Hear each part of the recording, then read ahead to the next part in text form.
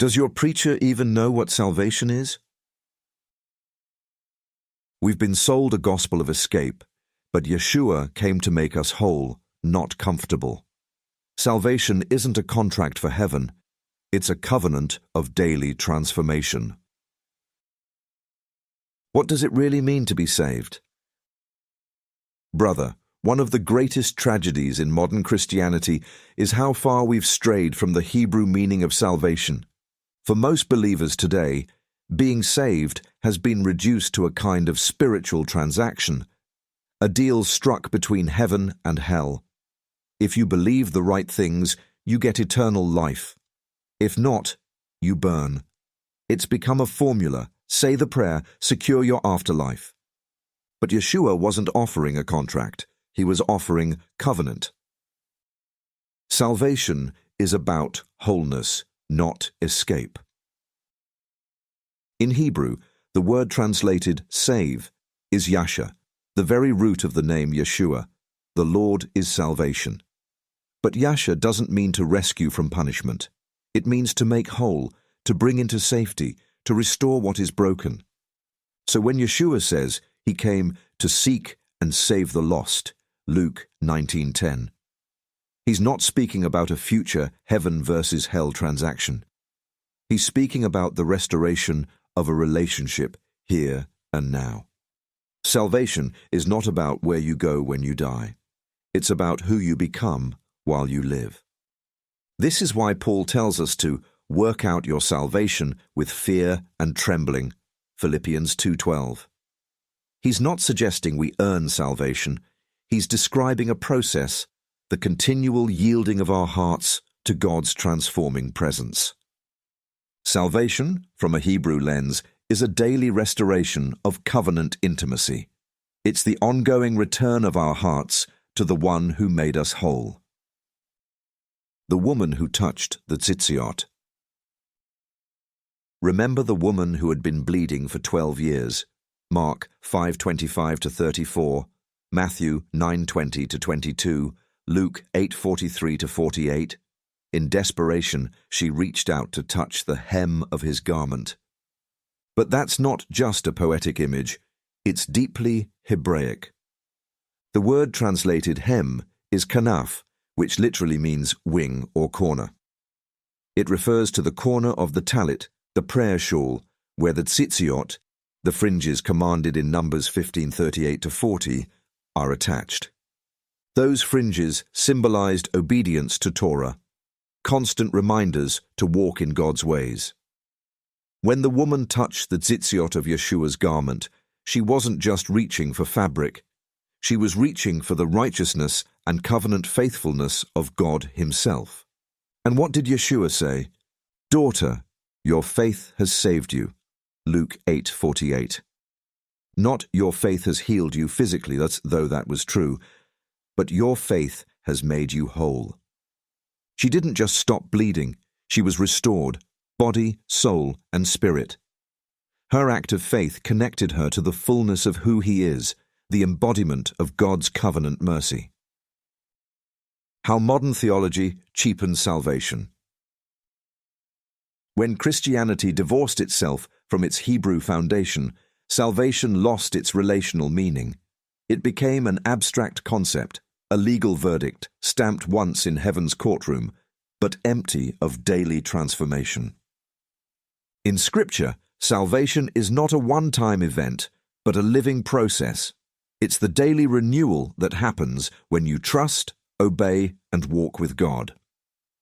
Malachi 3:7 captures this beautifully. "Return to me, and I will return to you," says the Lord of hosts. That's the heartbeat of salvation, teshuvah, repentance, turning back. Not just confession, but returning to covenant faithfulness. The Greek church fathers, influenced by Hellenistic dualism, made salvation about escaping the body and surviving the judgment. But in the Hebrew worldview, salvation transforms the whole person, spirit, soul, and body, so that you live in alignment with God's kingdom now. Yeshua didn't come to make bad people good or to hand out eternal fire insurance. He came to restore broken image-bearers into covenant sons and daughters, whole, healed, obedient, and alive in his presence.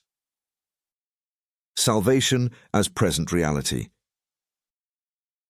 This is why the psalmist declares, "The Lord is my light and my salvation. Whom shall I fear?" Psalm 27, verse 1. David wasn't talking about an afterlife. He was speaking of present deliverance, present peace, present wholeness. The benefit of trusting and obeying God is not postponed until eternity. It's immediate.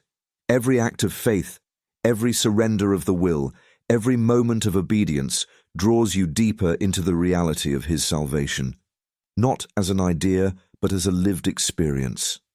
So when Yeshua saves you, He's not simply writing your name in a distant ledger. He's writing His law on your heart. Jeremiah 31:33. He's healing what's been bleeding in you for years. He's making you whole again, today. Return to the root. Salvation was never meant to be cheap, easy, or abstract. It's covenantal, costly, and relational. It's not a decision. It's discipleship. It's not about avoiding hell. It's about becoming holy. And when we recover that Hebraic understanding, we stop asking, "Am I saved?" and start asking, "Am I being made whole?" Because that is the gospel Yeshua actually preached. The salvation of the now. If you only see salvation as a future destination, you'll miss the joy of the journey. You'll miss the nearness of the King who walks with you today. Yeshua didn't die merely to secure your eternity. He rose to restore your present. Every moment you choose to walk in obedience, every time you forgive, every time you trust Him over your fear, you are experiencing salvation now. The greatest tragedy isn't that people misunderstand eternity. It's that they live every day without fellowship with the one who already tore the veil. Salvation is not waiting for you at the end of your life. It's available in every breath, every act of surrender, every whispered prayer that says, "I trust you." You were never meant to just believe in Him for later. You were meant to walk with Him now. Footnote: when the doctrines collapse. When salvation is rightly understood as covenantal wholeness, a living, ongoing relationship of trust, obedience, and restoration, the popular doctrines of once saved, always saved, and unconditional election crumble under their own weight. These systems are built on a transactional view of faith, a one-time decision sealed in heaven's paperwork, disconnected from the daily life of covenant obedience. But in the Hebraic understanding, salvation is not static. It's dynamic, relational, and participatory. To say once saved, always saved is to assume salvation is a status, not a relationship. Yet relationships require faithfulness. Covenant requires participation. Israel was chosen, yet repeatedly fell when they refused to walk in obedience. Their election was never unconditional. It was covenantal. God's promises are sure, but they are experienced only by those who remain in Him. John 15:4-6. The same Yeshua who said, "No one can snatch them out of my hand," John 10:28, also said, "If you do not remain in me, you are thrown away like a branch and wither." Both are true, because salvation is not mechanical security, it is relational abiding. So when we return to the Hebrew roots of faith, doctrines built on philosophical fatalism simply fade away. The call was never to rest in a contract. It was to abide in covenant.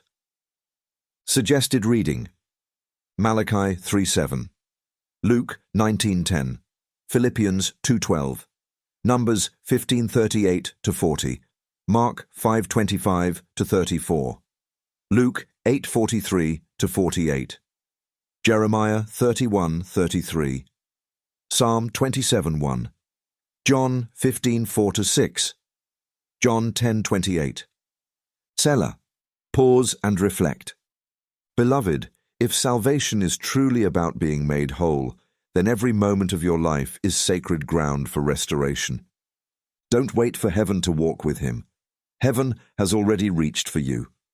Return, trust, obey. Let him make you whole in the ordinary places, in the quiet mornings, in the unseen obedience that nobody else applauds, because that's where salvation lives, in the now, in the nearness, in the daily abiding.